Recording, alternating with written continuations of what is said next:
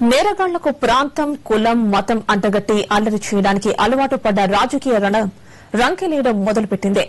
చనిపోయిన కూలీలు స్మగ్లర్లు కాదని ఒకాయనంటాడు. మరణించింది తమిళులు కాబట్టి వారికి పరిహారం ఇవ్వాలని ఆ రాష్ట సీఎం లెటర్లు రాస్తాడు. మరొకటిది మానవ హక్కుల గోల. స్మగ్లర్లు, తీవ్రవాదులు, నక్సలైట్లకే మానవ హక్కులుంటాయా? పోలీసులు, అటవీశాఖ అధికారులకు ఉండవా? నేతలై ఉండి బాధ్యతాయుతమైన పదవుల్లో ఉండి ఇంత సిగ్గు లేకుండా ఎలా మాట్లాడగలుగుతున్నారు?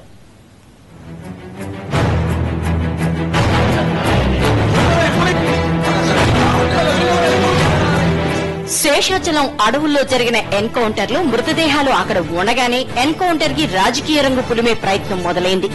అసలు చనిపోయింది ఎవరో తెలియకుండానే ఏపీ పీసీసీ చీఫ్ రఘువీరారెడ్డి కూలీల్ని కాల్చేశారు, స్మగ్లర్లను వదిలేశారు అంటూ బట్ట కాల్చి ముఖంపై వేసే ప్రయత్నం చేశారు. ఘటనా స్థలానికి వెళ్లకుండానే చనిపోయింది కూలీలని, స్మగ్లర్లు తప్పించుకున్నారని ఆయన ఎలా నిర్ణయించారో అర్థం కాలేదు. ఈ ఘటనపై జాతీయ మానవ హక్కుల సంఘానికి ఫిర్యాదు కూడా చేశారు.